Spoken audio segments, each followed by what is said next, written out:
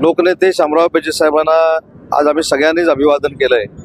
कारण रत्नागिरीतलं शामराव पेजे साहेबांच्या रूपानं नेतृत्व दिल्लीपर्यंत पोहोचलेलं होतं।